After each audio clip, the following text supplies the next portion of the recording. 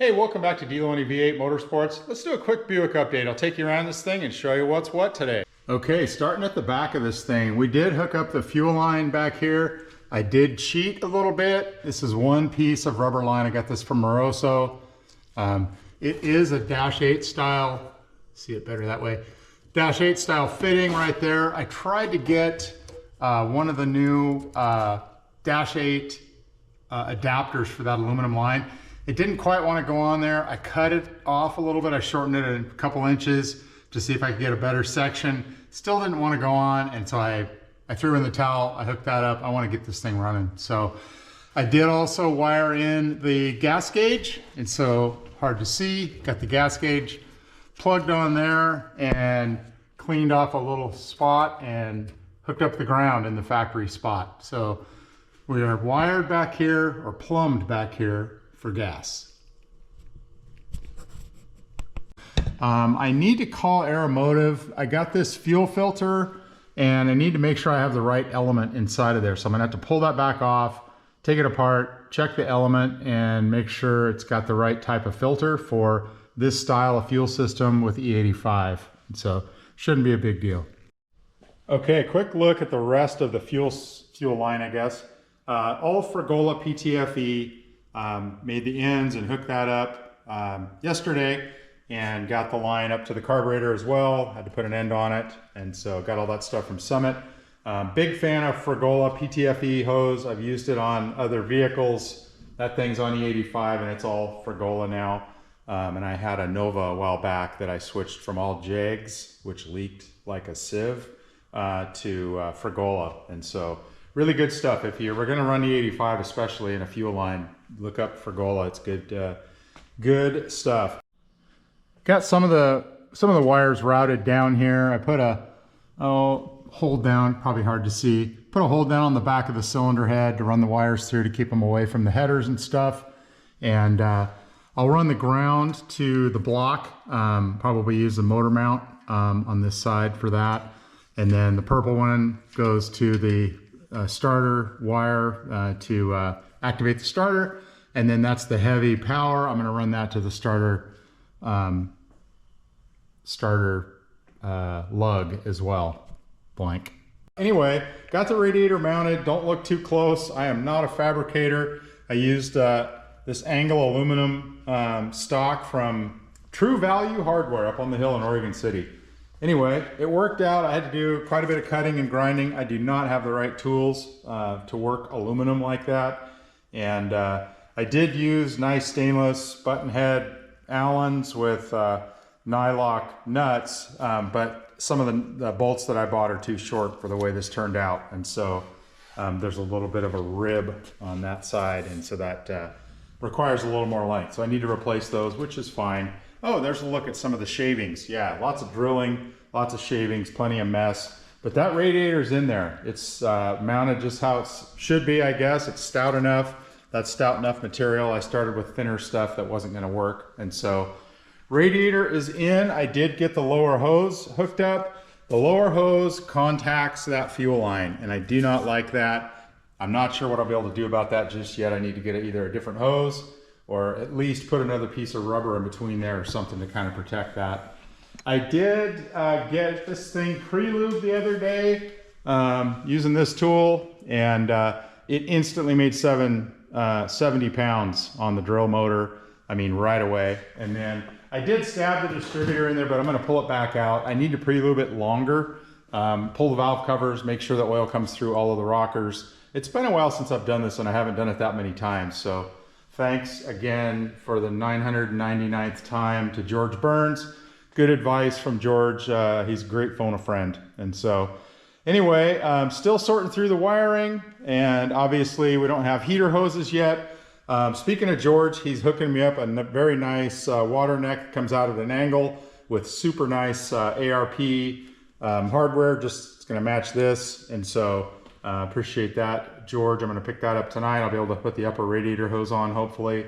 And then gonna go back to the wiring piece. Try to get the battery in this thing. I got a battery tray for it that'll fit an Optima, and the stock tray goes right here. I'm not sure if I'll be able to get that all mounted in there without getting the fender well down. So probably get the fender well down and get that done, and that way I can get the heater hoses installed too. So lots and lots of little things and getting close to being able to hit that starter.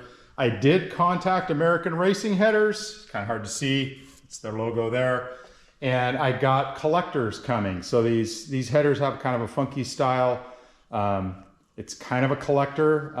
Anyway, they've got short pieces with that style of pipe, with that style of flare that are gonna be coming to me. And that's gonna start the exhaust mock-up. And so MagnaFlow exhaust, I got it all right here. I'm gonna, with this thing on the rack now, I'm gonna lay that all out. MagnaFlow sends these clamps.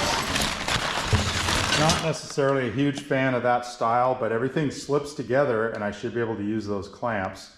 And so I should be able to get this mocked up. It's gonna take some welding at the collector at a minimum. And so still gonna have to get somebody, con somebody into coming over to do that, or I'll have to trailer the car somewhere. So looking good, getting close, and getting excited. I can't wait to hit the key on this thing. Just a quick note on the radiator mounting. I shoved a couple pieces of fuel line under here to space the radiator off of the core support. It gets really close, but I don't believe there's any contact. And so radiator's in there and mounted, and I use that spacing just to keep the radiator off of the metal. You don't want any contact there, especially on the tanks, because it could eventually, the vibration could rub through. Look at all that aluminum dust. Yep, this is where we did the deed. This is the material that I got from True Value. Just kind of a heavy gauge. I think it's 2" by 2" angle aluminum. Seemed to work well. And this is what I started with. I was going to use this stuff. It ended up being a little too thin for my liking, and I needed something wider. This is 1" and it wasn't going to cut it. I needed it to be a little bit deeper, even though I had to cut it. Well, you can see I had to cut it at an angle. And so I can tell you what not to use. Don't use this for cutting aluminum. It doesn't do a very good job. It kind of melts the aluminum and cuts a wide swath. And so I cleaned everything up as good. It's aluminum, really gums all your tools up. Cleaned everything up as good as I could. This is not going to be a concourse build. Don't follow me for more aluminum fabrication content.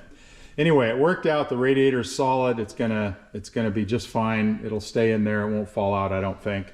And I got a mess to clean up here. I bled the brakes again. Of course, now I'm noticing a little bit of liquid there. Probably should have cleaned that off. Anyway, I bled the brakes again. I need to get some more brake fluid. I've bled the brakes a bunch of times, but I did it before I replaced the master cylinder. And so I'm gonna have to get some more brake fluid, get him bled again and fully bled, and then we'll be good to go. Hey, one thing really quick, this thing is running the stock control arms.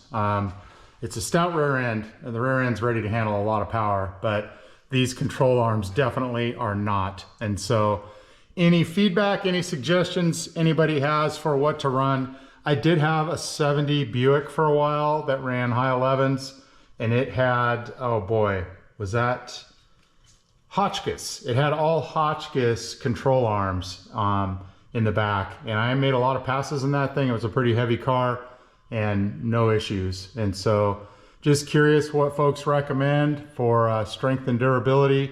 It is going to be street driven, but I'm thinking adjustable uppers and then some kind of stout lowers. Not going to run a sway bar on this thing. I don't think that is going to work well with this combo. Maybe at some point an anti-roll bar should be under this thing. We'll see if that happens and when. And I do still need to make some pads for these airbags.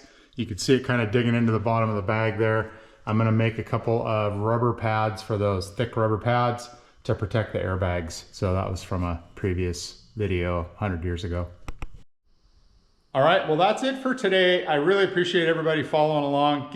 Got a few comments. I posted a bunch of kind of quick and dirty shorts last week, and this one was going to go past the 3-minute limit on the YouTubes. And so anyway, did a traditional video for this update, but I do appreciate everybody following along. This project has been a long and winding road, but it is getting close to making noise, and I'm looking forward to it. Thanks for following on. I'll keep you posted.